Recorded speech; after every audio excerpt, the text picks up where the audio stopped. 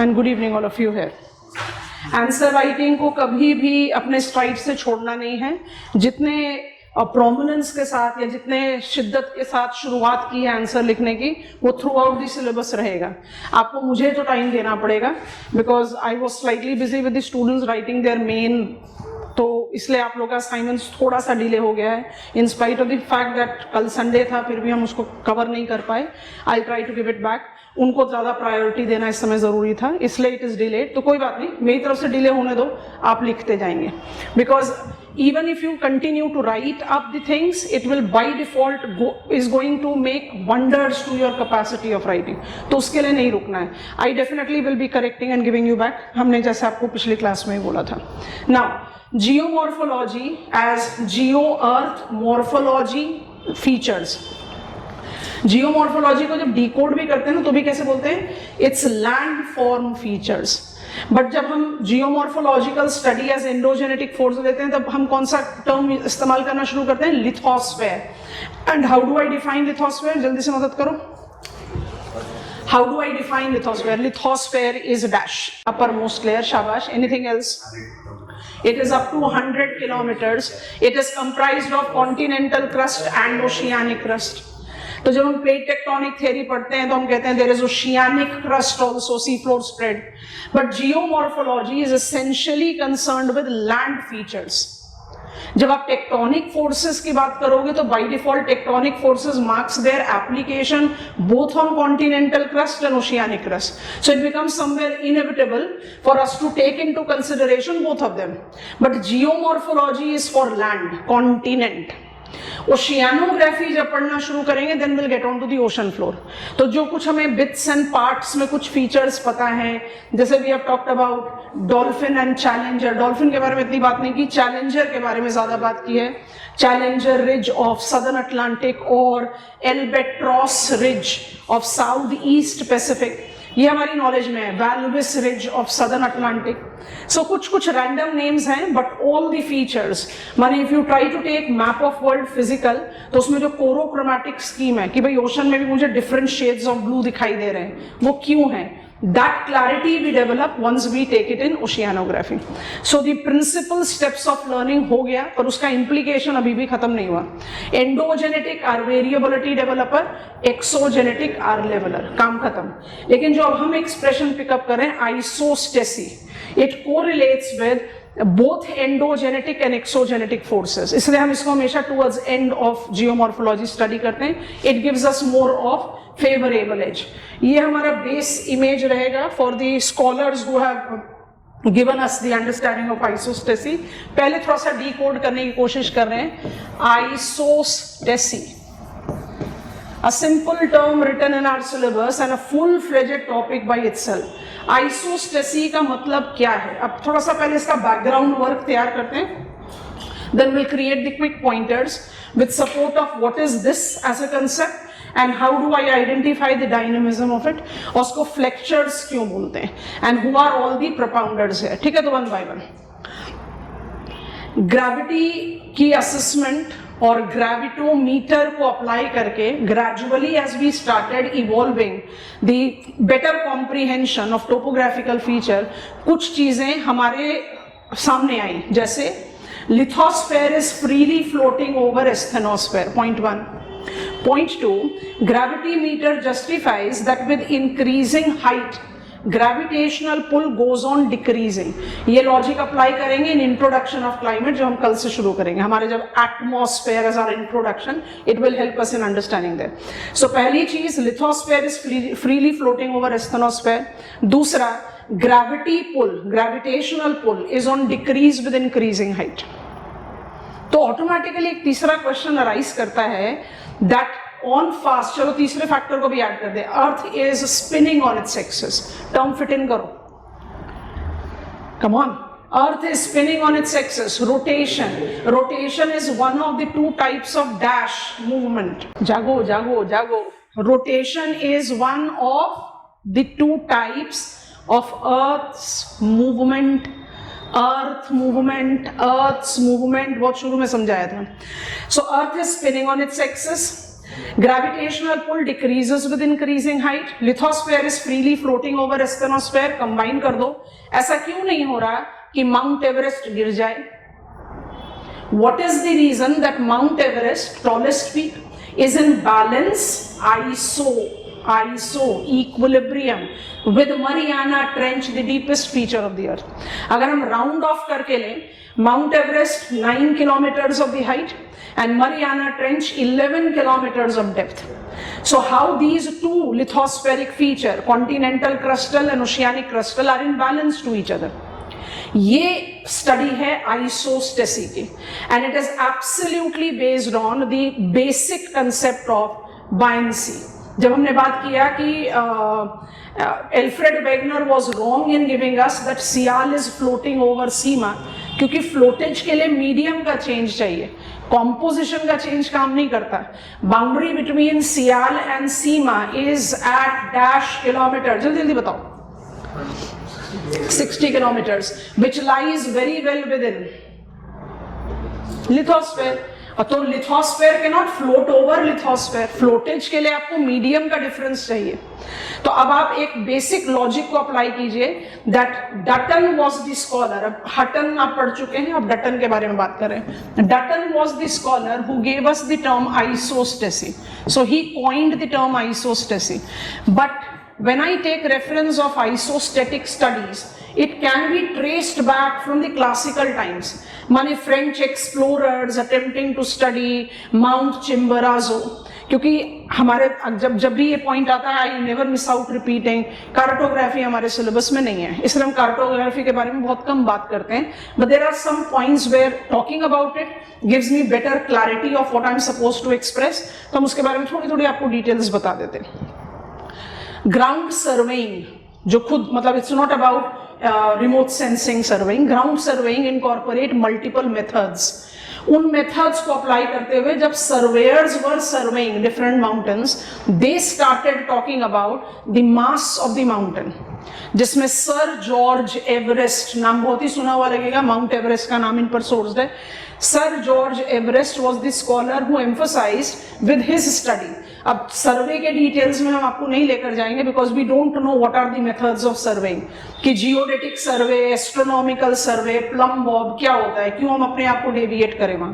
But if I take a preference of कोई दो places real world में located है, हाइपोथेटिकल नहीं है, रियल वर्ल्ड में लोकेटेड है, और आप उन दो प्लेसेस की डिस्टेंस को मेजर कर रहे हो by different methods which are scientifically proven. Experimental methods नहीं है, आपने उनको साइंटिफिकली प्रूव किया हुआ है, दे आर एक्यूरेट मेथड, और आप एक्यूरेटली उन मेथड्स को अप्लाई भी कर रहे हैं. फिर क्यों ऐसा होगा कि उन दो प्लेसेस का जो डिस्टेंस है वो अलग अलग मेथड में अलग अलग आएगा? प्लेसेस रियल वर्ल्ड में है, applied method of surveying is scientifically proven. I hope you are understanding. तो मेजरमेंट का डिफरेंस इसलिए आया क्योंकि एक इंस्ट्रूमेंट होता है एस्ट्रोनॉमिकल सर्वे में, प्लम बॉब बोलते हैं उसको, वो डिफ्लेक्ट होगा. वो डिफ्लेक्ट क्यों हो रहा है? Because Himalayas is pulling its mass. तो हिमालयाज अपना मास पुल कर रहा है, इसलिए डिफ्लेक्शन है, इसलिए डिस्टेंस ज्यादा आ रहा है.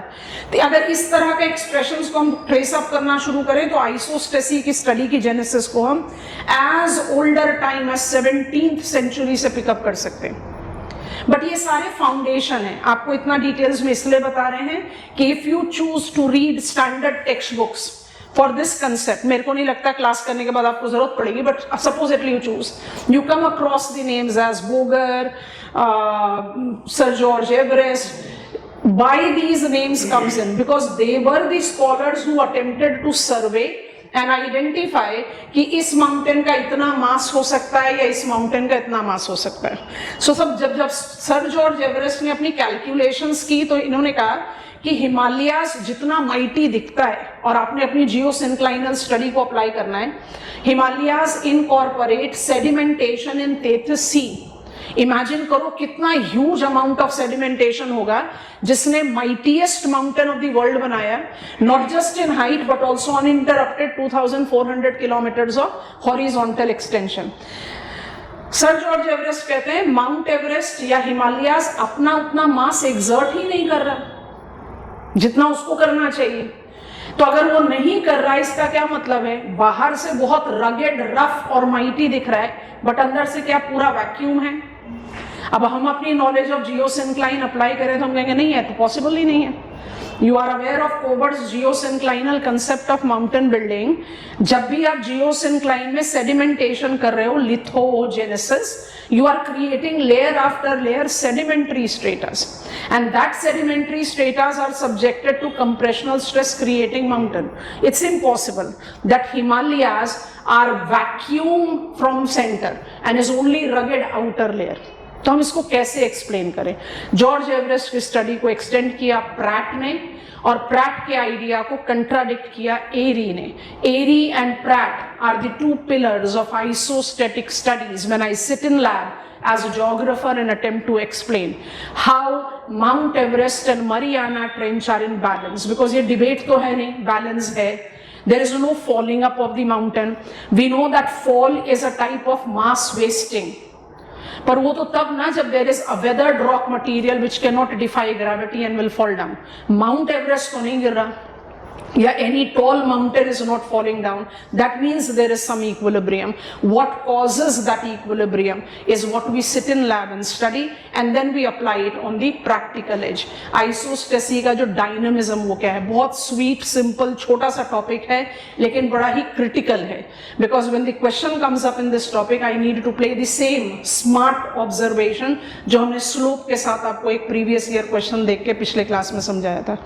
Because slope की study भी बहुत सारे स्कॉलर्स ने की है, आइसोस्टेसी की स्टडी भी बहुत सारे स्कॉलर्स ने की है, बट जैसे स्लोप में मेरे पास दो ब्लॉक्स हैं, मोनो, पॉली.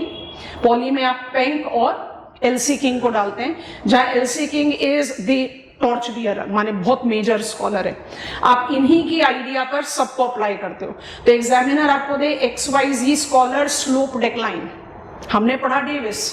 एग्जामिनर कह रहा है ABCDEF कोई भी नाम, एक्सप्लेनिंग स्लोप डिक्लाइन अप्रोच. आपने क्या करना है? डेविस का आइडिया दिमाग में पकड़ना है और पूरा का पूरा मोनो प्रोसेस स्टडी लिख देना है. वही इंटेलिजेंस आपको अप्लाई करना है आइसोस्टेसी में.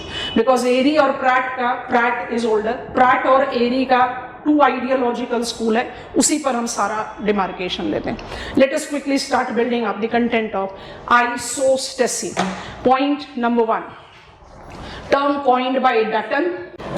Term coined by Dutton to explain concept of floating crust. Concept of floating crust in gravitational balance. Year चाहो तो ब्रैकेट में लिख सकते हो. In gravitational balance. Point number 2 demarcate करेंगे. Isostasy is derived from Greek terminology that denotes, boldly underline this, equal standing. Next, dynamic balance between, dynamic is key term, underline it. Dynamic balance between lithosphere and asthenosphere at a level in asthenosphere called level of compensation. Next pointer. This approach of isostasy justifies that taller features made up of lighter density material generates equilibrium with deep-seated features, SEATED, deep-seated features that are made up of denser material. I hope you have understood it. Star mark pointer. This ideological school of isostasy excellently explains, underline करो इसको boldly, excellently explains prevailing isostatic equilibrium in intercrustal perspective. Need to underline it very boldly. Intercrustal perspective. Break the statement and write. It, however, projects limitation. It, however, projects limitation in explaining equilibrium in intracrustal perspective. I think you have understood it very well. अब ये दोनों diagram एक साथ एक दूसरे के parallel बनेंगे. आप पहले दोनों डायग्राम्स को बनाइए, लेबल आउट कर लीजिए. हमने ओशियानिक क्रस्ट को शेड नहीं किया है, कॉन्टिनेंटल क्रस्ट को हमने शेड कर दिया है. Line of control with Pratt and mountain root with Airy, दोनों डायग्राम एक साथ बनेंगे. डेंसिटी लिखा होना चाहिए, labelling of the feature and continental crust का शेड आएगा. Then will be adding few more points to Pratt and then will go to Airy. क्योंकि आइडियोलॉजिकल स्कूल है ना, तो कुछ कुछ और इंपॉर्टेंट स्कॉलर्स हैं, उनके नाम भी फिट इन कर लेंगे. So that will give us clarity. पहले डायग्राम्स बनाइए, दोनों को एक दूसरे के साथ ही बनाना है. And you will give me go ahead after you are done with it. I hope you have understood it. इस टॉपिक में जो ब्लंडर करते हैं स्टूडेंट्स, बस वो ये करते हैं कि एरी को प्रैट बना देते हैं और प्रैट को एरी बना देते हैं, कि हम एग्जामिनेशन हॉल में जाके कंफ्यूज हो गए. बस वही कंफ्यूजन हमारे दिमाग में इवॉल्व नहीं हो, इसलिए दोनों डायग्राम्स पैरेलल बनेंगे. नहीं तो कंसेप्ट में कोई चीज डिफिकल्ट नहीं है, इजी गोइंग है. हम आपको टेक्निकल डायग्राम भी दिखा देंगे इसके बाद. पहले आप बनाइए. Whenever we draw such diagram, we try to create out some shades, basically to prove certain points. ये conventional symbols नहीं हैं, आप अपनी convenience से उसको किसी भी हिसाब से modify कर सकते हो. But I think this is the easiest way to draw the diagram. हो गया?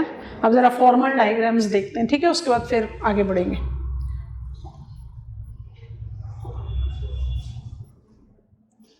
Pratt's theory. क्या है Pratt's theory? Level of compensation, different density same depth, यही है ना. अब देखो P5, P4, P3, P2, P1 क्या हो रहा है? हाइट कम होती जा रही है. अब यहां पर देख लो, P5 is made up of lightest density material. Thus it is in equilibrium with P1 which is made up of densest material. यही है ना लेवल ऑफ कंपनसेशन प्रैट का. और एरी का व्यू पॉइंट क्या है? Mountain root. देखो, every lithospheric feature is distinctive sized blocks. Taller features are in equilibrium to deep seated feature because taller feature का डीपर रूट है. They all are made up of same density material. So different density, same depth is Pratt. Same density and different depths is Airy. Different density, same depth, Pratt. Same density, different depths, Airy. I think this is done. All of us. Clarity से आ गया. अब we are quickly taking up the reference of concept number 2. उससे पहले एक star mark pointer बनाते हैं, right? Okay, back to my board. क्योंकि ideological schools हैं, there are some scholars who actually have followed that ideological school, तो इसलिए I am just shrinking it. अब आपने डायग्राम बना लिया तो we can easily follow that. एक स्टार मार्क पॉइंटर बनाइए और उसके बाद हम जाते हैं नेक्स्ट कॉलम की तरफ. So what is that star mark pointer? This ideological school has been subsequently enriched by A और B करके बना लीजिए.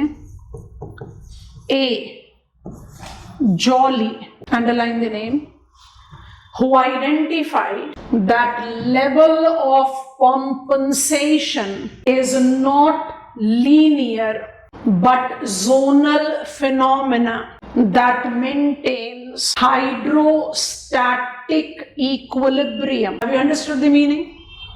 So he is supporting different density, same depth. But क्या रहे हैं? एक लाइन नहीं है, लेवल ऑफ कंपनसेशन जोन है. डेंसिटी आपने पढ़ा interior structure of the earth, density अचानक से थोड़ी बढ़ रही है. हमने कैसे डिमार्केट करा? कोनार्ड डिस्कंटिन्यूटी, लाइटर सियाल, डेंसर सियाल. रेपिटी डिस्कंटिन्यूटी, लाइटर सीमा, डेंसर सीमा. इसका मतलब डेंसिटी ग्रेजुअली बढ़ रही है ना. तो level of compensation is not a line, rather it's a zone. This enrichment is credited to Joly, which facilitates hydrostatic equilibrium. अब add करो B, Hayford and Bowlby. Examiner कई बार कंफ्यूज करने के लिए ना ये वाला नाम हमें दे देता है. Hayford and Bowlby are credited of identifying 100 kilometers of depth. 100 kilometers of depth. Bracket में कुछ लिखना है, जरा सपोर्ट करो. क्या है 100 किलोमीटर डेप्थ पर? Boundary between lithosphere and asthenosphere. If you require it, write it, otherwise just for your verbal revision. 100 kilometers of depth to be the zone of compensation. Done. I hope all of us are very comfortable with this column. अब हमारे इस column पर create out block 2 Airy's mountain root concept. Airy's mountain root concept. Quick bubble pointers बनाएंगे. Counter balancing school that identifies isostatic equilibrium to be the function of different depths. To be the function of different depths. Next pointer. We emphasize that all lithospheric features are made up of same density material, continuous same point, and are of different sizes. Next pointer now. Taller features thus generates deeper roots to evolve isostatic equilibrium with deep-seated features that have shallower roots. Star mark pointer. The mountain root concept of isostasy thus excellently explains existing equilibrium between intercrustal features. Next pointer. It however involves challenge in explaining intercrustal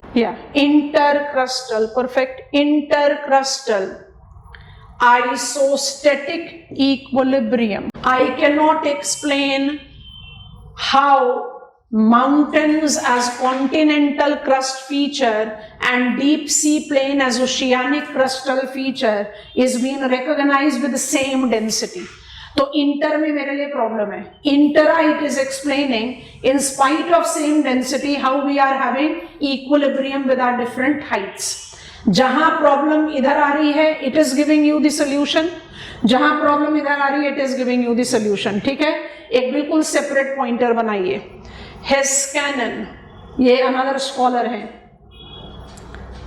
बिल्कुल अलग pointer बनाएंगे. हेस्कैनन underline कर लीजिए, pointer बनाइए.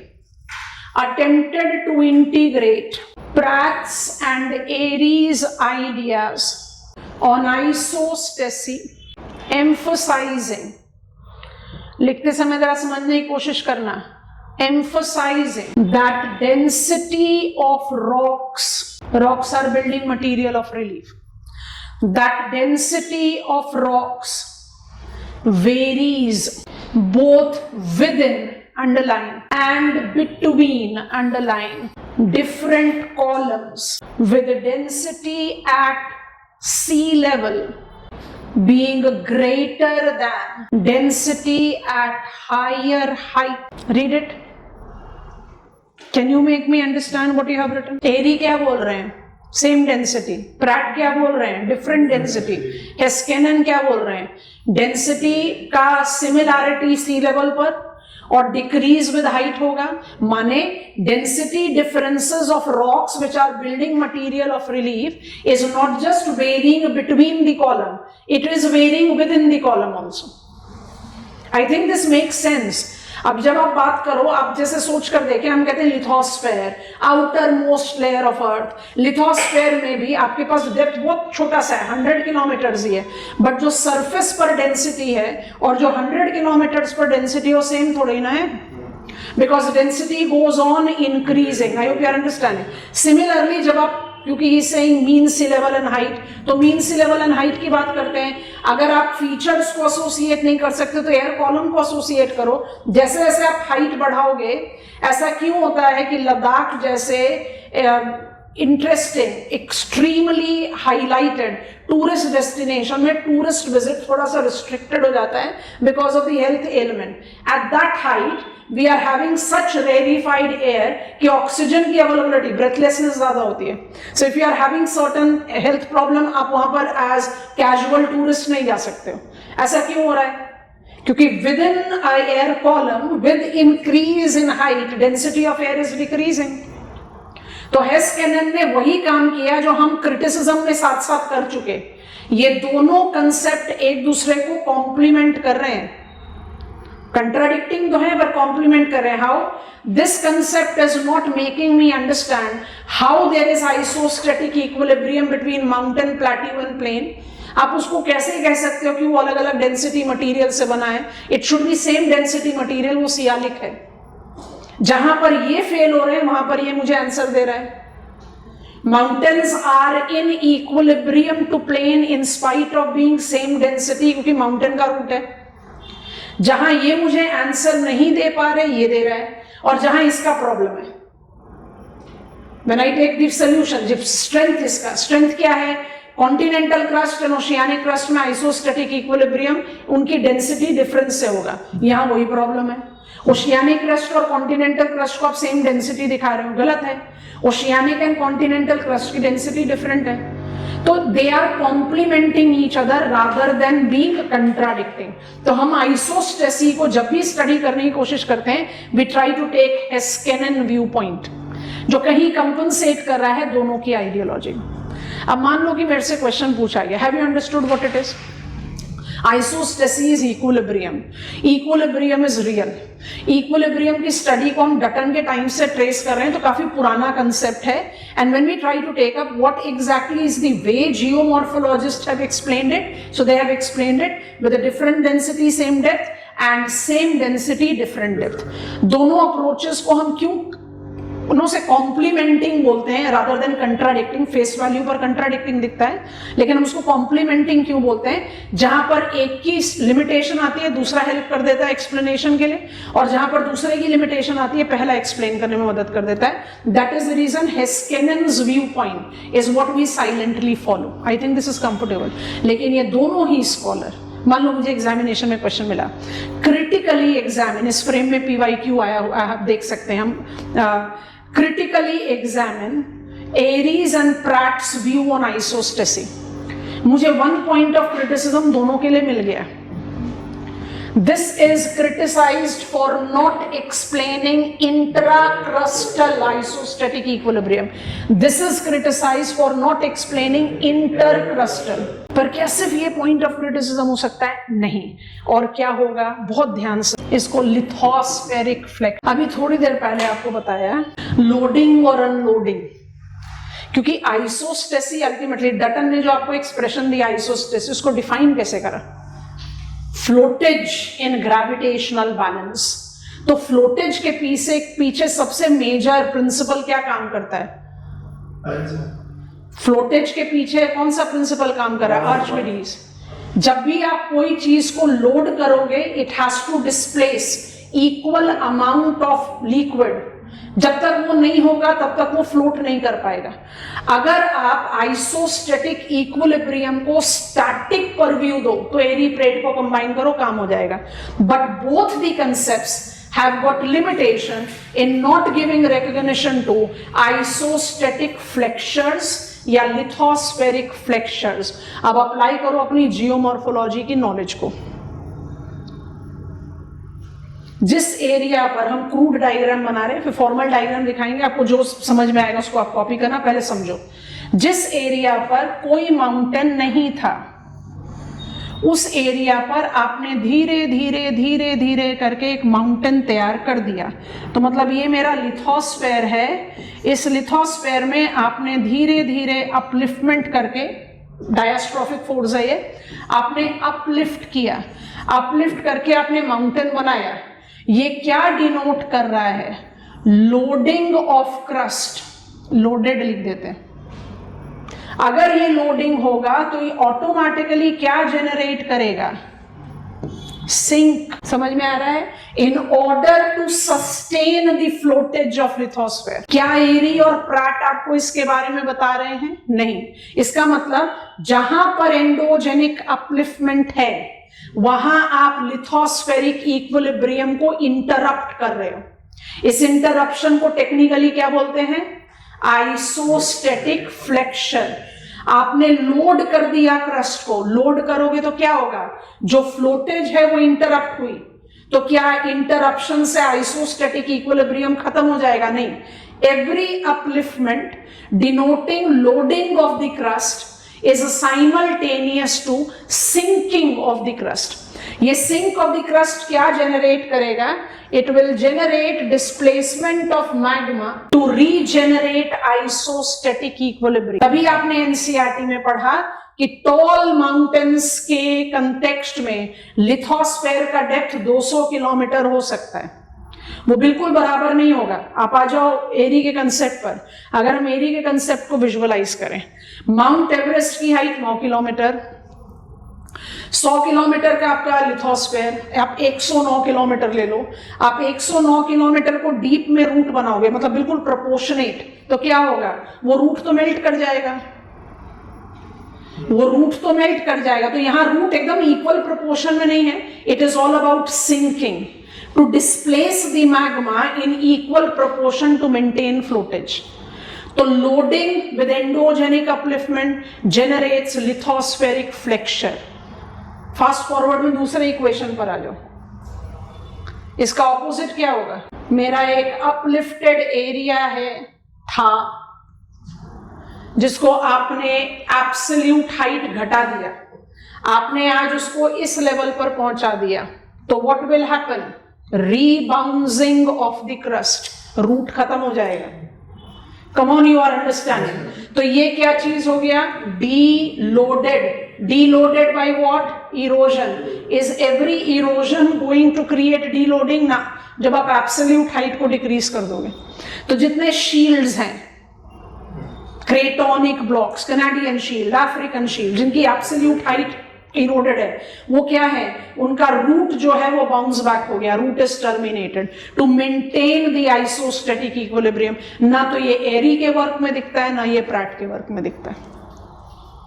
अगर आप इसको एक कंटेंट बिल्ड करने की कोशिश करो तो ये सब हेडिंग है आइसोस्टेसी का। और अगर आप इसको रिलेट आउट करो बियॉन्ड टेक्स्ट बुक, तो आपने एक अच्छा पॉइंटर बना लिया। Critically examine Airy and Pratt. Airy और प्रैट दोनों ही आइसोस्टेटिक फ्लेक्चर के बारे में बात नहीं कर रहे हैं।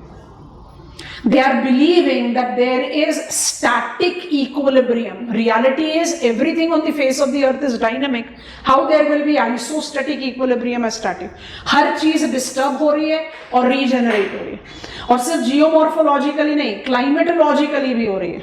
आइसोस्टेटिक रेजुवनेशन करके छोड़ दिया था ना, कि बाद में बात करेंगे। आइसोस्टेसी पूरा टॉपिक है। लास्ट आइस एज कब हुआ था? प्लेस्टोसीन। खत्म कब हुआ? Holocene.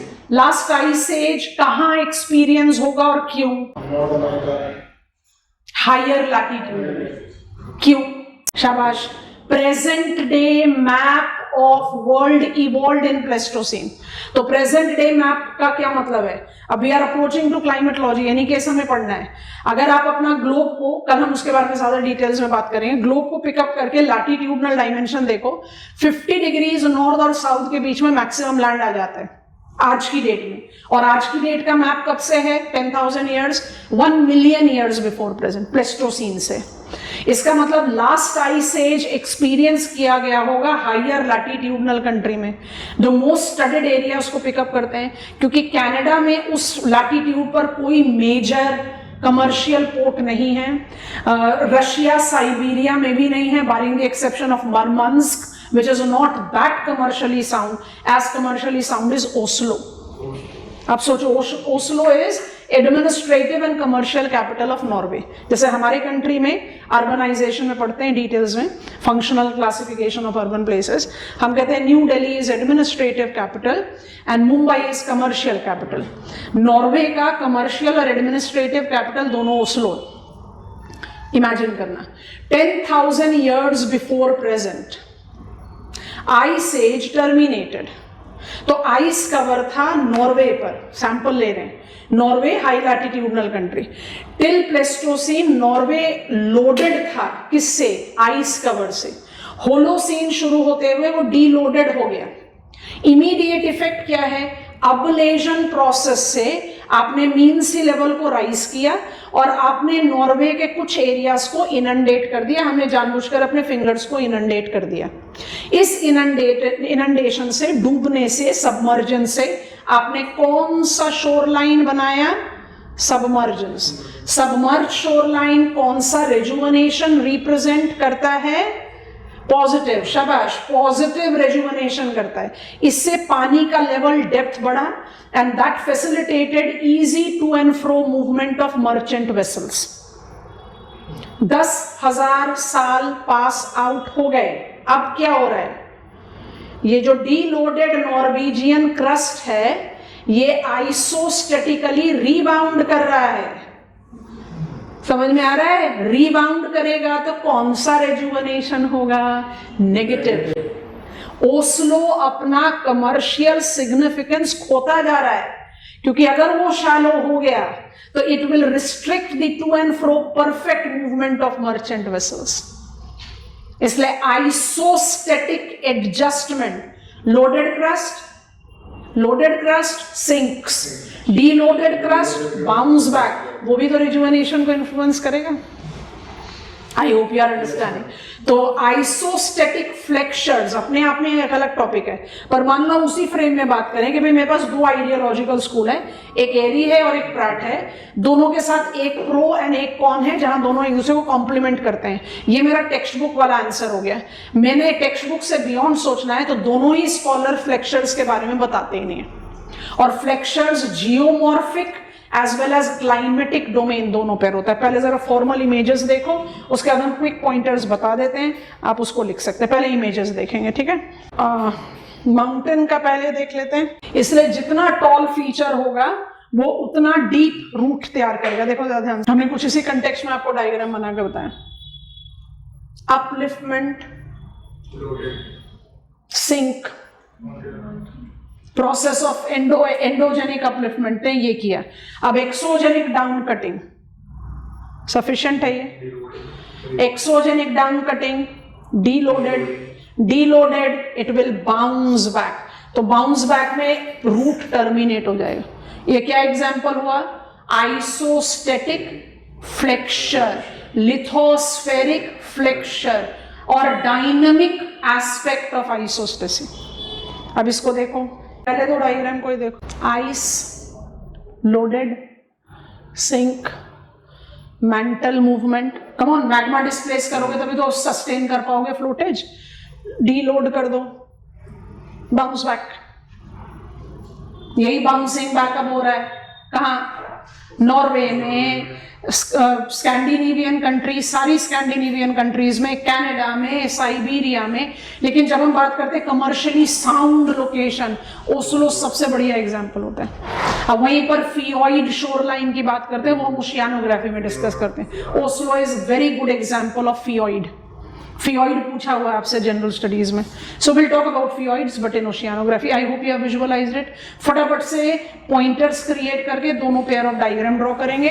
We are talking about, I want to go back to my board, we are talking about isostatic flexures. Isostatic flexures bracket में लिख लो, लिथोस्फेरिक फ्लेक्चर्स।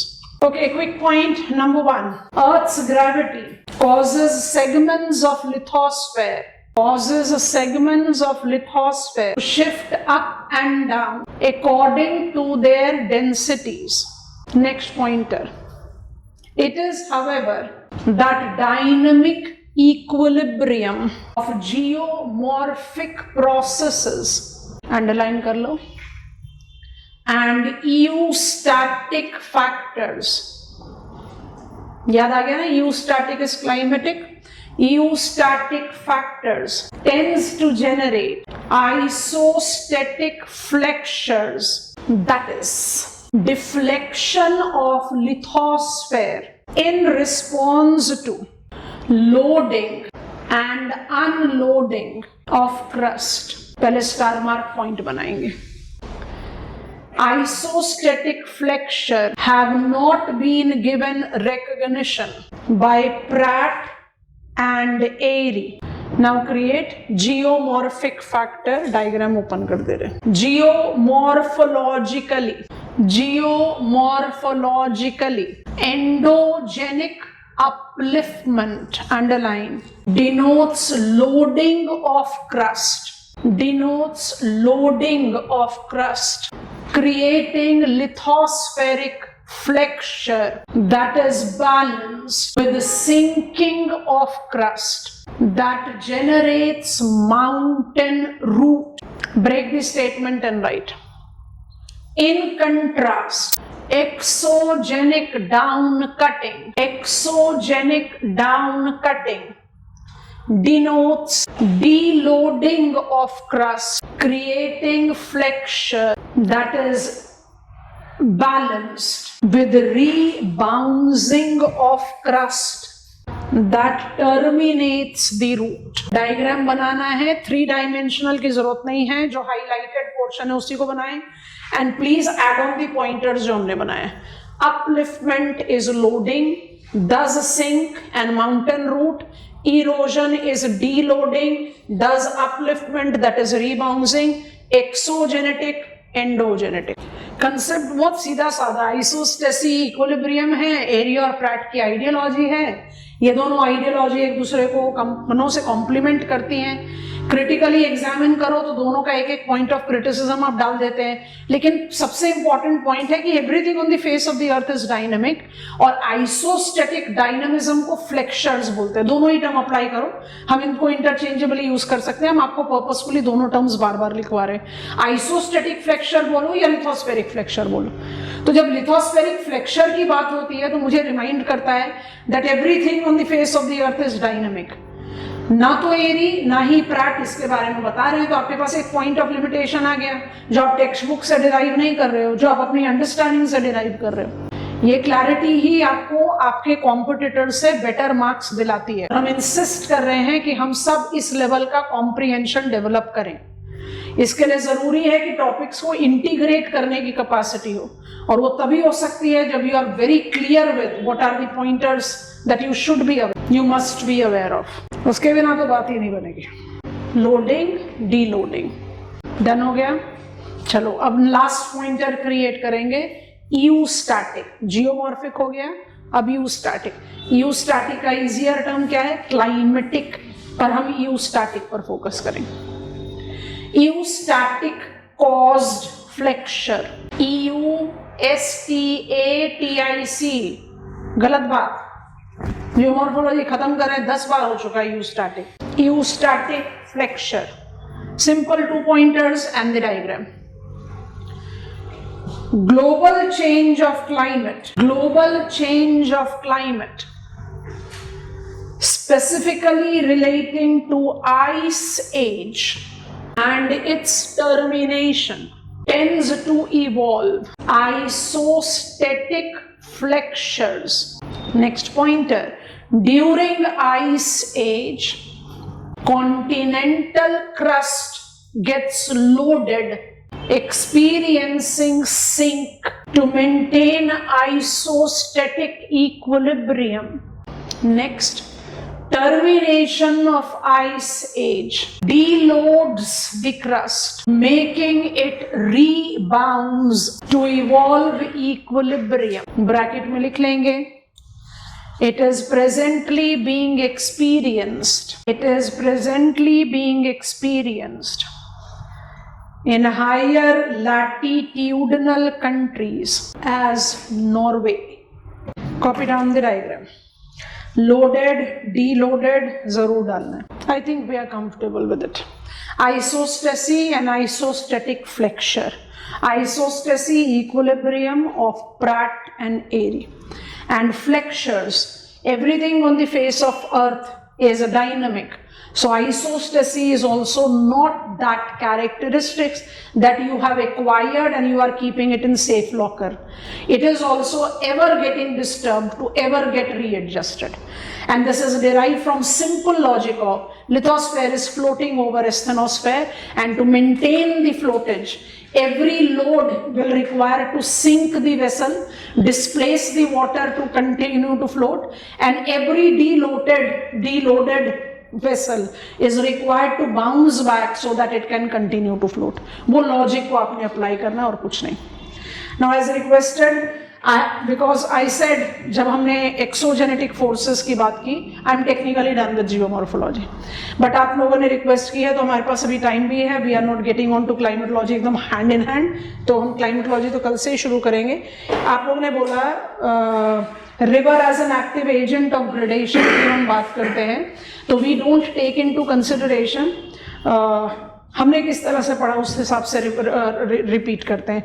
डेविसियन कंसेप्ट से हमने फ्लूवियल पढ़ा, where there was hardly any compulsion for us to be familiar with features, क्योंकि हमें entrenched मियांडर समझना था, इसलिए हमने इनबिल्ट मियांडर एंड थालवे एक पॉइंट बार डिपॉजिट पढ़ा. We are randomly aware of the features कि भाई there is V shaped valley and I shaped valley, but हमने उसको टेक्निकल अलाइन नहीं किया, though I have given you all the study material towards it. So हम एकदम quick reference में आपको रिवर के फीचर्स के बारे में बता रहे हैं before closing down with geomorphology. So what I want to do is, diagram को तो सपोर्ट लेंगे, रिवर एज अ ग्रेडर आपको पता है is universal agent of gradation. अब रिवर के साथ एक चीज अलग हो सकती है, अगर हम ग्लेशियर एज अ ग्रेडर बोले तो क्या करोगे, टोपोग्राफी को दो पार्ट में डिवाइड कर दोगे, इरोजनल डिपोजिशनल. रिवर के लिए भी ये काम कर सकते हैं, लेकिन रिवर के पास एक और सपोर्ट है, माने मेरे को आंसर फ्रेम करने का एक और सपोर्ट है जो आपने एनसीईआरटी में पढ़ा. क्या? Long profile of the river. जब आप long profile of the river की बात करते हो तो river in its youthful stage, river in its mature stage and river in its old stage. अभी अपने आप में कितना थियोरेटिकल है खुद से जज करो. हम सब माउंटेनस एरिया में जा चुके, जैसे जैसे आपका व्हीकल माउंटेन्स में स्पाइरलिंग रोड पर ऊपर जा रहा है, आपको नीचे वैली दिखाई देती है और उस वैली में आपको मियांडरिंग स्ट्रीम दिखाई देती है.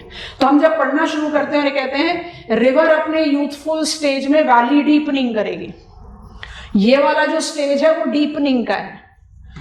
जैसे ही रिवर प्लेन पर डिसेंड करेगी वो वाइडनिंग करेगी. वाइडनिंग क्यों करेगी? क्योंकि वो मियांडरिंग शुरू कर देगी. मियांडरिंग क्यों करेगी? भाई ग्रेडियंट ही नहीं है, स्लगिश फ्लो तो होगा ही. और जैसे ही वो नियर माउथ पहुंचेगी वो डिपॉजिट शुरू करेगी. ये एक जनरल डिमार्केशन है कि जहां रिवर को ग्रेडियंट वीक मिलेगा रिवर स्लगिश फ्लो करेगी. तो जब हम एक जनरल असेसमेंट लें कि भाई जम्मू एंड कश्मीर हिमाचल प्रदेश वर्सेस उत्तर प्रदेश, तो हम लेंगे जम्मू एंड कश्मीर हिमाचल प्रदेश में वैलीज, डीप वैलीज बन रही हैं, उत्तर प्रदेश में ब्रॉड वैलीज बन रही है. बट जम्मू कश्मीर हिमाचल प्रदेश में भी तो माउंटेन्स के बीच में वैली है, वहां पर भी तो रिवर को कम ग्रेडियंट मिल रहा है, तो वहां तो मियांडरिंग हो सकता है. आपको समझ में आ रहा है कि नहीं? तो हम जब लॉन्ग प्रोफाइल ऑफ रिवर लेते हैं तो एक जनरल असेसमेंट लेते हैं. यंग स्टेज में रिवर सिर्फ वर्टिकल अबरेशन कर रही है, जरूरी नहीं है. I can have low lying area जहां रिवर मियांडर भी करेगी. एंड आपको पता है ऑलरेडी, जैसे ही आप फुट ऑफ द माउंटेन पर पहुंचोगे आप क्या करोगे? ब्रेडेड प्रोफाइल, तो डिपॉजिट भी तो कर रहे हो. I hope you are understanding. तो जब क्वेश्चन पूछे river long profile of the river, तब तो इस फ्रेम में आंसर लिखो. अगर ऐसा पूछे रिवर एज अ ग्रेडर, तो थोड़ा सा फ्रेम को चेंज कर सकते हैं, दोनों पर फीचर्स को ऐड कर सकते हैं. पहले फीचर्स को ऐड कर रहे हैं. I want to write it here. River in its youthful stage tends to develop V or I shaped valley. It tends to develop rapid with cascades. Cascades को ही cataract बोलते हैं. Waterfall with plunge pool. जैसा हमने आप लोगों को advice किया था, आपने अगर हैंड रिटन नोट्स पढ़ लिए हैं तो ये सब के बारे में आपको जानकारी है. Waterfall with plunge pool, star mark करके लिख रहे हैं इंटरलॉकिंग स्पर्स, क्योंकि इंटरलॉकिंग स्पर्स अपने आप में एक फीचर नहीं है, बट ये एक consolidated look of the feature है. ये रिवर कहाँ बनाती है? यंग स्टेज में. रिवर मैच्योर स्टेज में क्या फीचर्स बनाती है? रिवर मैच्योर स्टेज में फीचर बनाती है फ्लड प्लेन, ये आपको बता दिया था हमने, with associated features.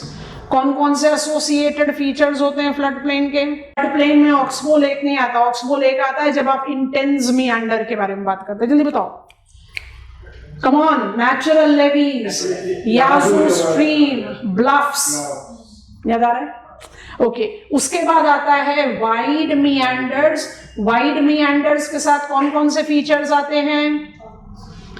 Come on, river Cliff and point bar deposit. River Cliff का दूसरा नाम क्या है? Cut bank. और पॉइंट बार डिपॉजिट का दूसरा नाम क्या है? Slip off slope. हमारे डिपोजिशन भी हो रहा है, इरोजन भी हो रहा है। सो वाइड मियांडर्स विद रिवर क्लिफ, इसमें लिस्ट तैयार हो जाती है, प्लस पॉइंट बार डिपॉजिट। ठीक है, अच्छा, जब आप वाइड मियांडर्स की बात करते हैं या आप सिंपल इनग्रोन, अब यहां पर लिखते हैं, जब आप इनग्रोन मियांडर्स की बात करते हैं, क्योंकि ये क्वेश्चन पूछा हुआ एग्जामिनेशन में तो हमारे पास टर्म की क्लैरिटी होनी चाहिए। तो इनग्रोन मियांडर्स में आप कहते हो या तो वाइड मियांडर्स होंगे जो हमने यहां लिखा, या फिर इंटेंस मियांडर्स हो सकते हैं जो जस्टिफाई करेगा लेवल ऑफ ग्रेडियंट। और इन दोनों ही मियांडर्स में एक एडिशनल फीचर की पॉसिबिलिटी होती है, ऑक्सबो लेक। ये बड़ा इंटरेस्टिंग फीचर है जिसको हमें जज करना है। ऑक्सबो लेक को आप मिड स्टेज से ओल्ड स्टेज कहीं पर भी अप्लाई कर सकते हैं, मियांडरिंग के साथ है। और जैसे ही ओल्ड स्टेज पर आते हो, you talk about delta.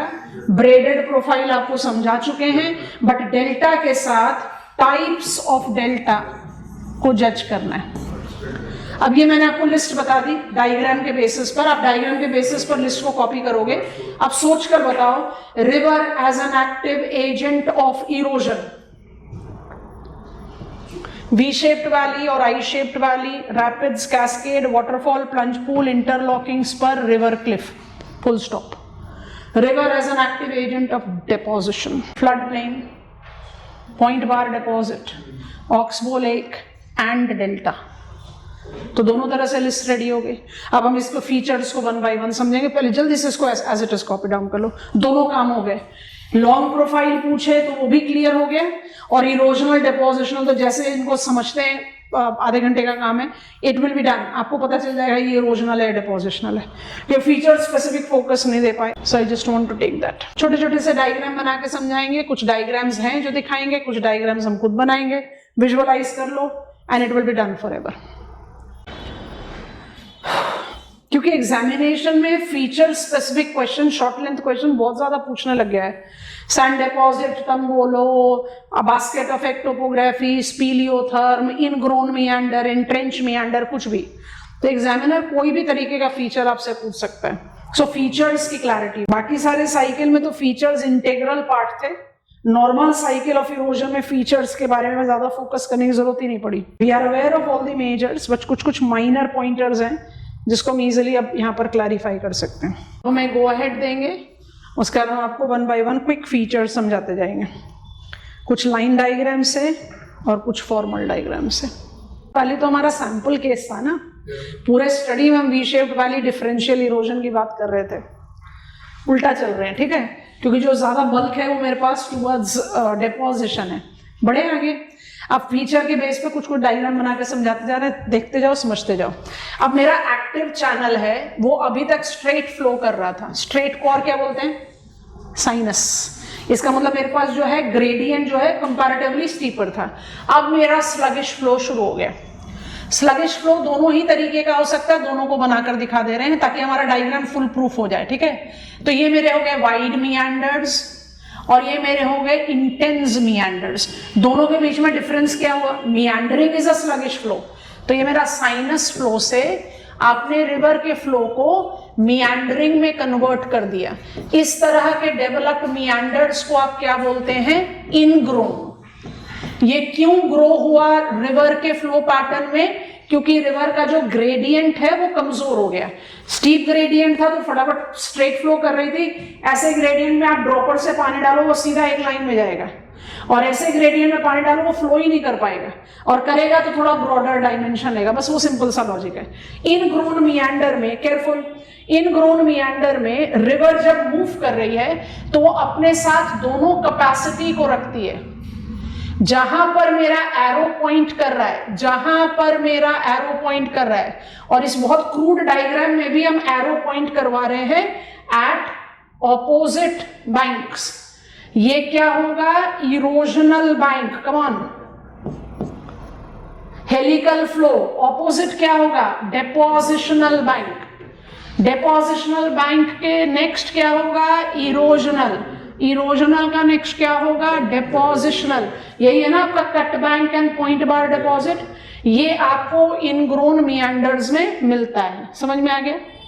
Clear हो गया? इनग्रोन मियांडर्स वाइड भी हो सकते हैं, इनग्रोन मियांडर्स इंटेंस भी हो सकते हैं।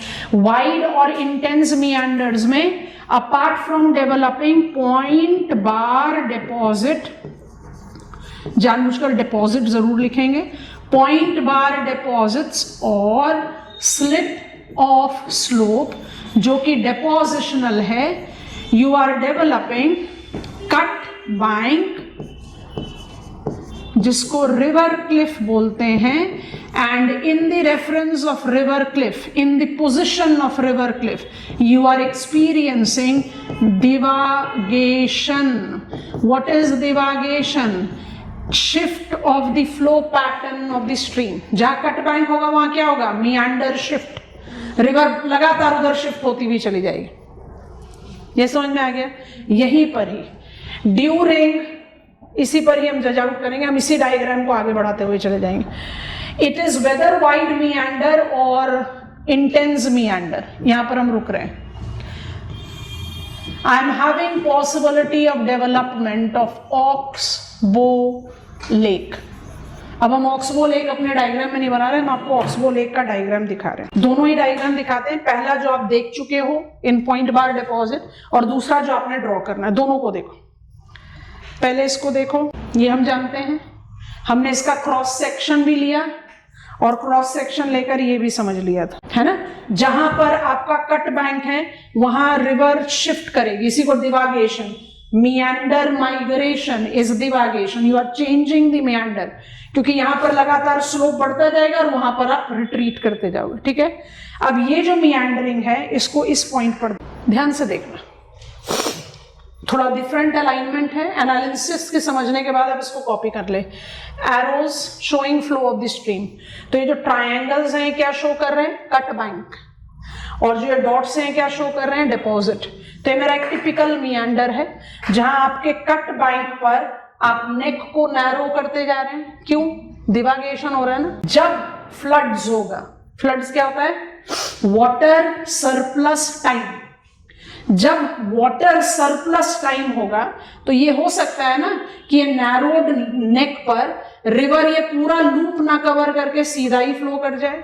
पानी ज्यादा होगा तो रिवर क्यों पूरा लूप कवर करेगी? रिवर अगर सीधा फ्लो करने लग जाएगी तो क्या होगा?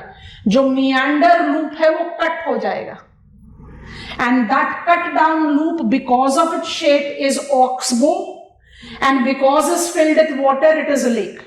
दोनों कंडीशंस पॉसिबल है। ध्यान से सुनना। ये नेक पूरी तरह से कट के डिवागेशन से ऑक्सबो लेक को एक परमानेंट फीचर बना दे, या ये नेक नैरो ही रहे। During floods this is getting generated. Dryer season में रिवर फिर अपना पूरा कोर्स ले रही है। तो oxbow lake can be a temporary और अ परमानेंट फीचर आइडियली, क्योंकि हम ऑक्सबो लेक को किसी एक स्टैंडर्ड लोकेशन पर नहीं देख सकते।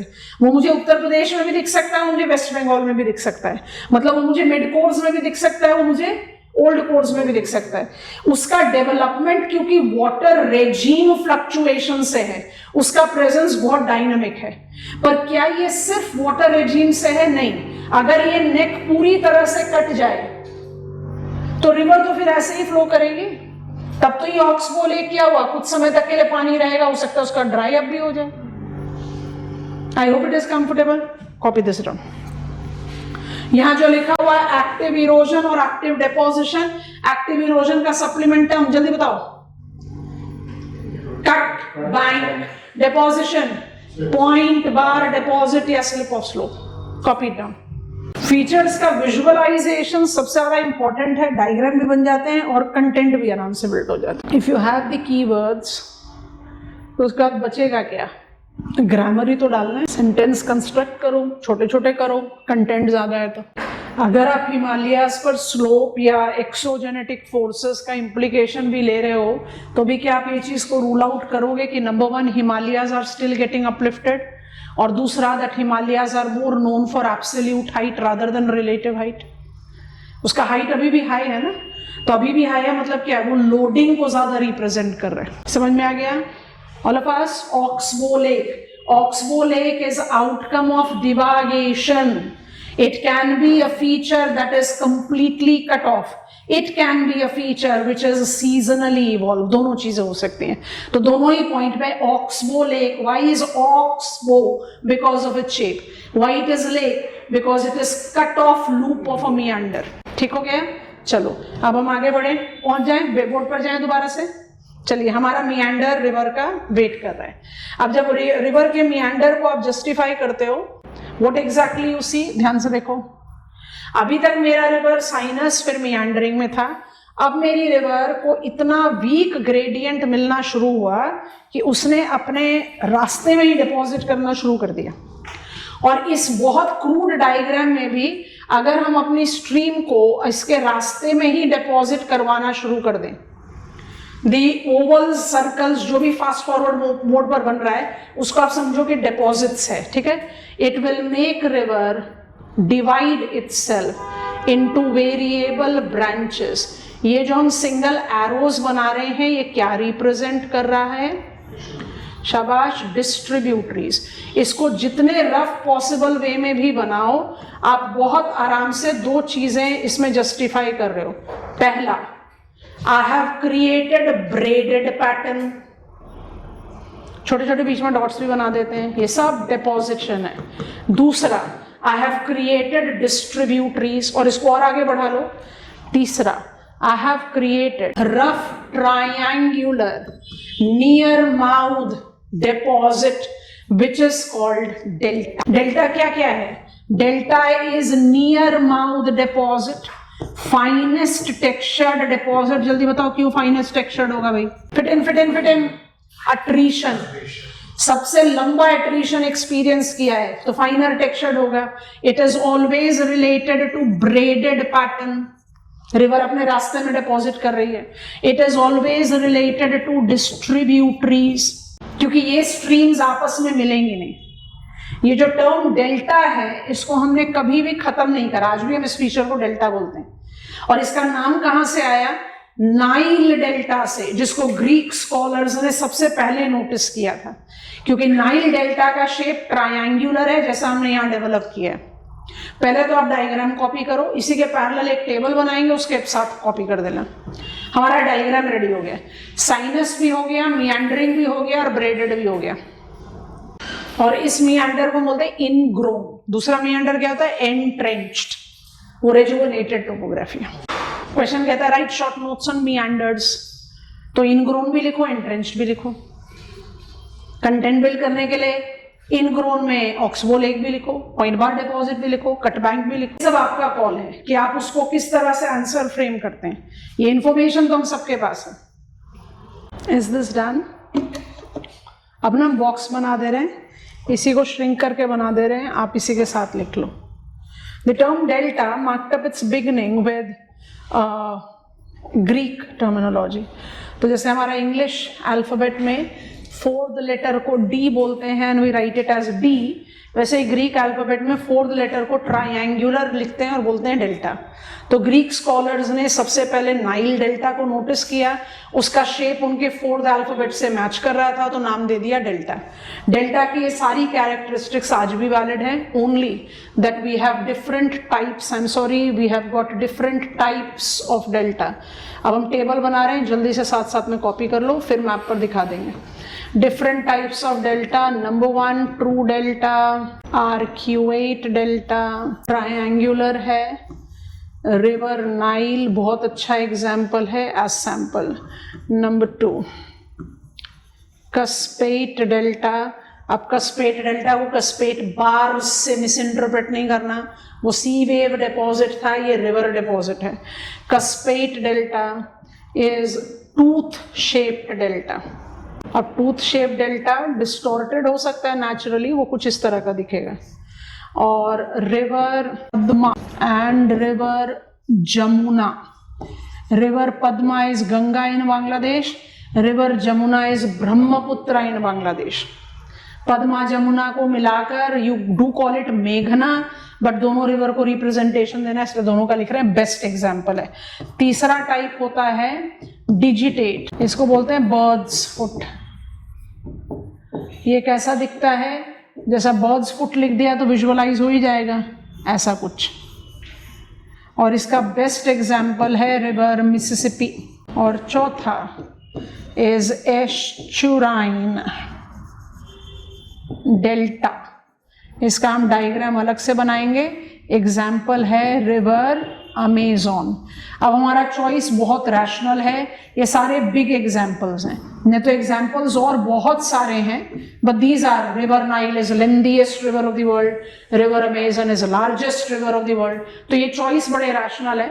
अदरवाइज आप जैसे जैसे अपने स्कूल एटलस से फेमिलियर होते जाओगे, आपके पास इतने सारे एग्जाम्पल्स आएंगे जो आप देखोगे और अपने आप कहोगे अच्छा ये तो ये वाला टाइप का डेल्टा है। पहले हम एस्चुराइन डेल्टा समझाएंगे, अलग से डायग्राम बनाएंगे, उसके बाद will see some of the examples on map. लिख लिया आप लोगों ने?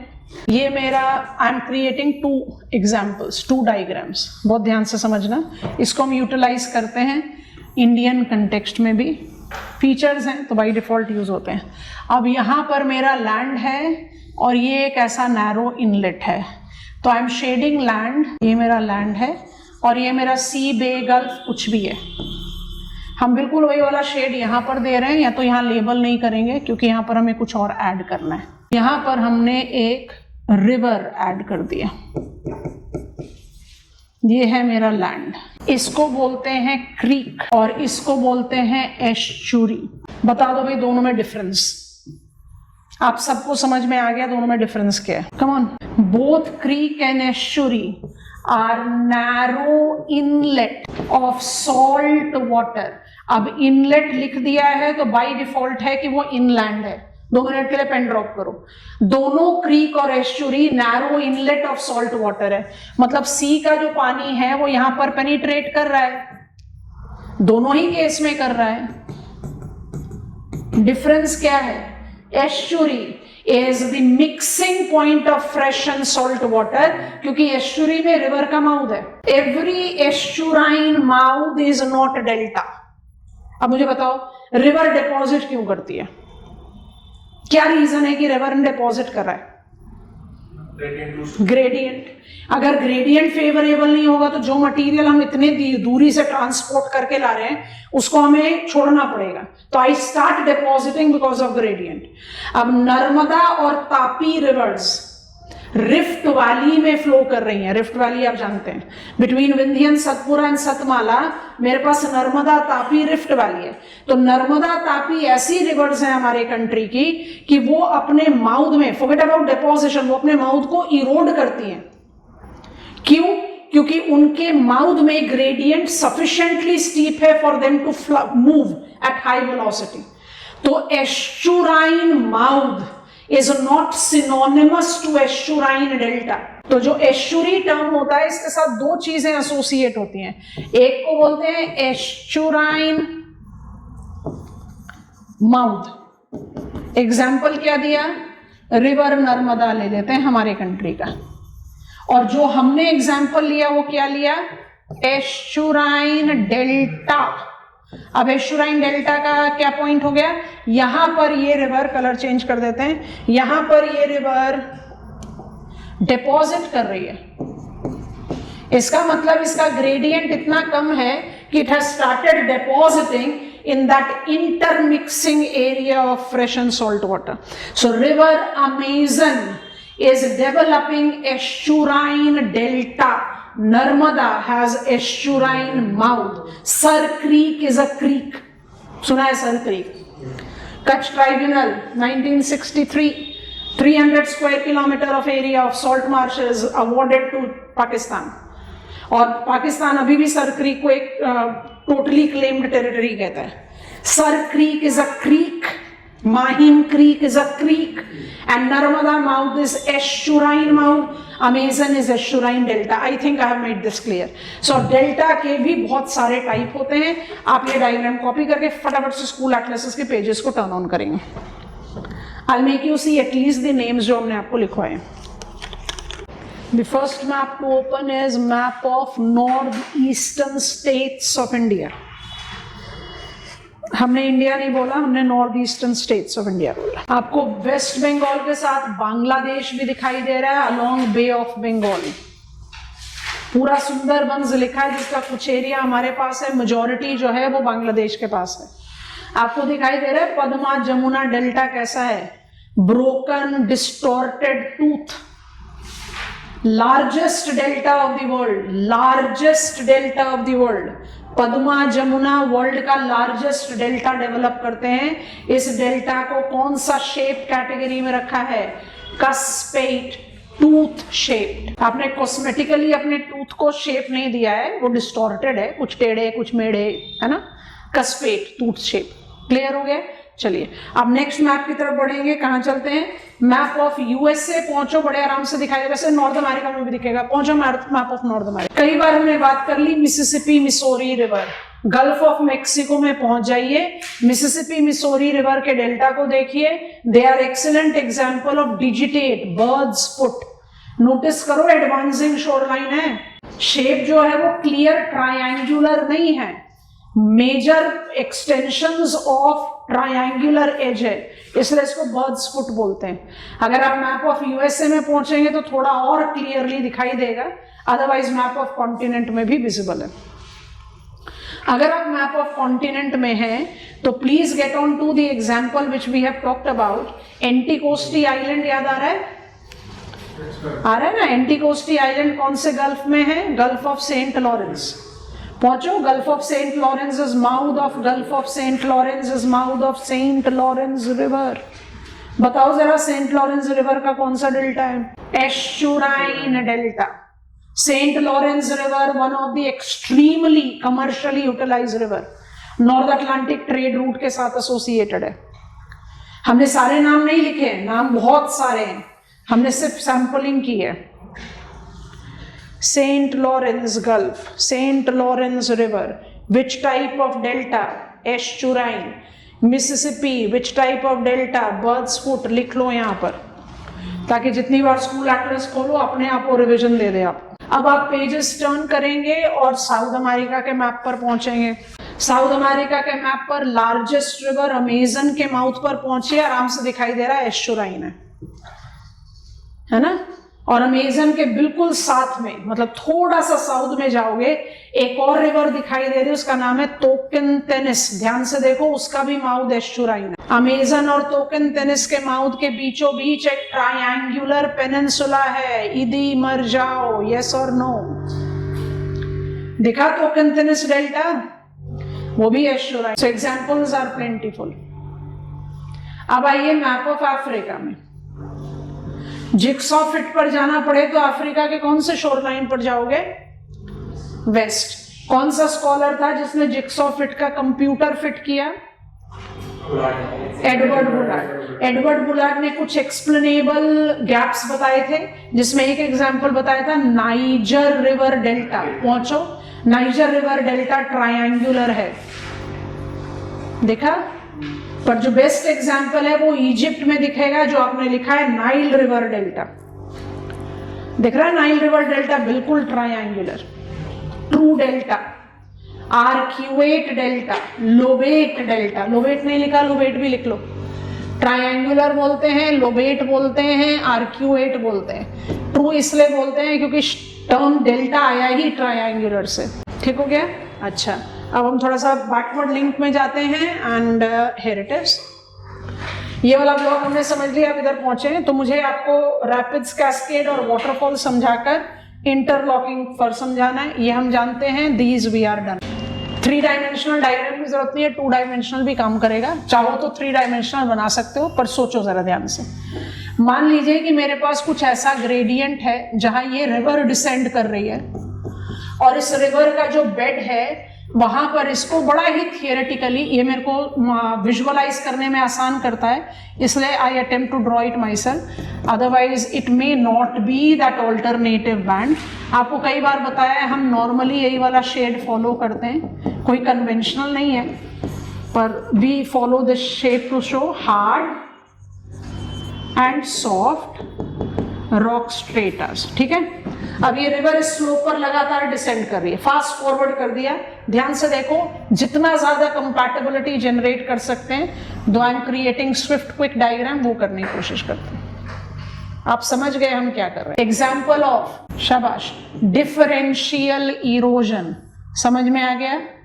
River in its movement down slope by default will be cutting harder rock strata much slower than softer, so in due course of time river will hop down the slope। अगर एक hop है down the slope तो उसको बोलते हैं rapid को इसलिए immature waterfall भी बोलते हैं, छोटा सा हॉप, स्पीड ब्रेकर, और आप गिरे धड़ाम से बहुत ऊंचे से, वाटरफॉल। डिफरेंस समझ में आ गया। If rapids is in the sequence down slope, जैसा हमने डायग्राम बनाया, तो sequential rapid down slope is called cascades और cataract. Why peninsular rivers of our country are non-navigable? क्योंकि उनका कैस्केडिंग कोर्स है। आप अपने वेसल्स को थोड़े कूद कूद कर लेकर जाओगे। You need to have a leveled area for navigation. So why it has got cascading course? Because of differential erosion. So one downslope hop is called rapid and multiple sequential rapid is called cascade. ये अच्छा example vertical abrasion का। 3 dimensional बनाने की कोई जरूरत नहीं है, आराम से 2 डायमेंशनल डायग्राम भी सारा पर्पस सॉल्व करता है। सो ये भी रिवर के इरोजनल फीचर्स हो गए। Which is the most cascading river of the world? River Congo. River Congo is the only river of the world that crosses equator twice. Then cascading. Congo, Democratic Republic of Congo, Central African country. Climatology में बड़े focus पर आएगा, अब ये map पर नहीं देख रहे। अब rapid can enlarge to become a waterfall, but waterfall के बहुत अलग अलग तरीके बन सकते हैं। जैसे प्लीज रिकॉल करो, हैंगिंग वैली से भी वाटरफॉल बन रहा था, क्योंकि आप वाटरफॉल को क्या बोलते हैं? Water falling from certain height. With river as an active agent of gradation, अगर आपको वाटरफॉल इमेजिन करना है तो आप कैसे करते हो? हमने वाटरफॉल के साथ क्या डिमार्केट किया है? हमने वाटरफॉल के साथ डिमार्केट किया है प्लंज पूल, तो हम उसको भी जगह बना देते हैं। हमारा डायग्राम रेडी। रिवर इस लेवल पर फ्लो कर रहा था, उसने यहाँ के सॉफ्टर रॉक स्ट्रेटा को हल्का सा तोड़ा तो रैपिड हुआ, उसका पूरा तोड़ दिया तो अब रिवर बड़ी तेजी से नीचे गिरता है। जहां पर फॉलिंग फोर्स, अब ये तो बन गया आपका waterfall. Waterfall, this is river है, और ये जो हमने डॉटेड बनाया इसको शेड कर देते हैं, इसको बोलते हैं ओवरहैंग। ओवरहैंग क्या करेगा? सबसे पहले टूट कर गिरेगा। ये वो बचा हुआ पार्ट है सॉफ्टर रॉक स्ट्रेटा का जो अभी रिवर ने इरोड नहीं किया। रिवर जितनी तेजी से फॉल करेगा उतनी तेजी से, इसको हम ऐसे शेड कर देते हैं, जिस जगह पर रिवर फॉल कर रही है उस जगह पर वो अब रीजनल हॉलो तैयार करती है falling force of the water से। इसको क्या बोलते हैं? नाम पढ़ो, प्लंज पूल। जहां पर रिवर प्लंज कर रही है वहां पर वो अब्रेजनल हॉलो क्रिएट करेगी, ऑटोमेटिकली वहां पानी इकट्ठा होगा। तो ये बना आपका प्लंज पूल, और रिवर उसके बाद यहां पर फ्लो करना शुरू करेगी। Every agent of gradation increases relative height in order to decrease absolute height. ये रिट्रीट होकर इरोड भी तो हो सकता है। तो waterfall can be an enlarged rapid और otherwise it is fall of water from certain height. Every falling water, that is waterfall, is likely to create plunge pool vertically below the level where the falling force of water is maximum. आप में एक अलग feature नहीं है कि river इसको अलग से बनाती है, बट ये फीचर भी बहुत इंपॉर्टेंट है। If I get a question which is asking me to talk about right short note on spurs, तो मुझे एक ट्रंकेटेड स्पर पता है, मुझे इंटरलॉकिंग स्पर भी पता होना चाहिए। डायग्राम बनाना ये वाला बहुत मुश्किल है, बट विजुअलाइजेशन के लिए बेस्ट है। तो आप जरा ध्यान से देखो, थोड़ा सा जूम कर देते हैं, सफिशिएंट है। हमने जो रेड लाइन से डिमार्केट किया है, मान लीजिए कि वो मेन रिवर है। ट्रंकेटेड स्पर को कैसे पढ़ा था? मेन यू शेप्ड वाली, हैंगिंग वाली, बिटवीन टू हैंगिंग वाली, ऐसे किया था ना ट्रिब्यूटरी ग्लेशियर, वैसे ही जज करो। मेन रिवर है रेड कलर, माउंटेन में almost at a low line valley river flow कर रही है, इसलिए आपके रिवर में मियांडरिंग भी दिखाई दे रहा है। मेन रिवर की अपनी वैली है जो दिख रही है। अब मेन रिवर से नेबरिंग माउंटेन से ट्रिब्यूटरी रिवर्स भी आकर मिल रही हैं। तो मेरी जो एक ट्रिब्यूटरी है, ये मेन रिवर की वैली, इसको छोड़ दो, जो मेरी ट्रिब्यूटरी है, ये माउंटेन वॉल, एक ट्रिब्यूटरी का वी शेप्ड वैली इधर, एक ट्रिब्यूटरी का वी शेप्ड वैली इधर, ये माउंटेन वॉल, एक ट्रिब्यूटरी का वी शेप्ड वैली है, एक ट्रिब्यूटरी का वी शेप्ड वैली है, ये बीच में मेन रिवर बह रही है। तो आपने 4 ट्रिब्यूटरीज विजुअलाइज कर ली। ये चारों ट्रिब्यूटरीज डिसेंड करके मेन रिवर से मिल रही है। आप वहां से व्यू कर रहे हो, जैसे आप इस डायग्राम को देख रहे हो। रिवर की वैली माउंटेनस एरिया में इतनी ब्रॉड नहीं होती टू बिगिन विद, तो मेरी मेन रिवर वैली बड़ी नैरो है। तो जब आप वहां से नोटिस करोगे तो आपको क्या दिखाई दे रहा है? ये माउंटेन वॉल और ये माउंटेन वॉल एक दूसरे से इंटरलॉक्ड है। फास्ट फॉरवर्ड करो, ट्रिब्यूटरीज भी तो माउंटेन को कट कर रही हैं। ये अपने बीच का एब्सोल्यूट हाइट को जब रिमूव कर लेंगी तो ये इंटरलॉकिंग स्पर, ब्रॉडर स्पर बन जाएगा। Have you visualised it? तो इंटरलॉकिंग स्पर कोई अपने आप में एक फीचर नहीं है क्या ये? It is that mountain wall which has been cut down by tributary streams. In a long profile, it gives me absolutely interlocking reference because mainstream ने अपनी अभी वैली को ब्रॉड नहीं किया है। अगर mainstream अपनी वैली को ब्रॉड कर देगी तो वो इंटरलॉकिंग नहीं रहेगा। Have you visualized it? तो स्पर्स माने क्या होता है? स्पर्स मतलब वो फीचर होता है जो रेजिडुअल है। Come on, Erit was a residual feature. Pyramidal peak was a residual feature. Interlocking spur या truncated spur residual feature है। मतलब वो पार्ट जो मॉडिफाई हुआ पर अभी तक हटा नहीं। अगर वो हट जाएगा तो definitely valley widening, retreat of absolute height, वो सारी चीजें एप्लीकेबल हो जाएगी। देखो अब डायग्राम समझ में आता है? इंटरलॉकिंग स्पर्स, ट्रिब्यूटरी स्ट्रीम्स लॉक कर रही है, यहां पर बिल्कुल क्लियर लॉक कर रही है, यहां पर डिस्टेंस दिखाई दे रहा है। तो spurs basically are those residual feature that lies between the tributary streams, glaciers. उसको truncated बोलते हैं क्योंकि वो broader valley में है, इसको interlocking बोलते हैं क्योंकि ये narrower valley में, तो ऐसा लगता है एक दूसरे से लॉक करती हुई चल रही है। I think this is sufficient. Recall करो, river as an active agent of erosion, differential erosion, V-shaped valley. Homogeneous structure, I-shaped valley. Differential erosion, rapids with cascade. Waterfall with plunge pool. And interlocking spur. In plain area, river also develops river cliff called cut bind that retreats or that migrates the meander towards that end. And that meander migration can generate oxbow lake. वहां neck cut हो जाएगा ना। River as an active agent of deposition can develop braided profile at piedmont, पहले ही पढ़ चुके थे। Is developing flood plains with natural levees and bluffs, is developing point bar deposit या slip off slope, is developing oxbow lake को आप count कर सकते हो डेपोजिशन में, बट ऑक्सबो लेक बेटर होता है इरोजन में। Do I sound convincing? Cut bank के नैरो होने से होता है ना, लेकिन क्योंकि ऑक्सबो लेक तब भी बन सकता है जब आपने फ्लड में रिवर को स्ट्रेट कोर्स दे दिया। तो रिवर को स्ट्रेट कोर्स दे दिया तो उसके मियांडर, लूप और फ्लो में बीच में डिपोजिशन भी हो सकता है। तो it can fall into both the categories, आप अप्रोप्रिएटली एडजस्ट करो। Dominating most depositional feature by river is delta. Delta क्या शो करता है? Near mouth braided pattern, distributary, finest texture. Triangular होगा तो लोबेट आर्क्यूएट बोलो, टूथ शेप होगा तो कस्पेट बोलो, डिजिटेट माने बर्ड्स फुट, और एस्चुराइन मतलब mixing of salt and fresh water. Done. Geomorphology over. You are capable of solving out every question that is direct. I have already given you sufficient assignment questions, I don't want to give it any further. आप सबसे ये request है, क्योंकि कल से एक नया load of, उसमें बर्डन इतना नहीं है, नाम का बर्डन नहीं है, क्लाइमेटोलॉजी में नाम का कोई बर्डन नहीं है, टेक माय वर्ड। जब हम रीजनल क्लाइमेटोलॉजी में जाएंगे, when will try to be familiar with map of world on the reference of Brazil का क्लाइमेट इंडिया से अलग कैसे है, that is the time when we'll talk about some of the names. Climatology is only that technical part of physical geography जो बहुत interesting है, name का burden बिल्कुल भी नहीं है जैसे यहाँ पर था। So before we go there, अभी आप उसके बारे में कुछ नहीं करना, कल से बताएंगे क्या करना है।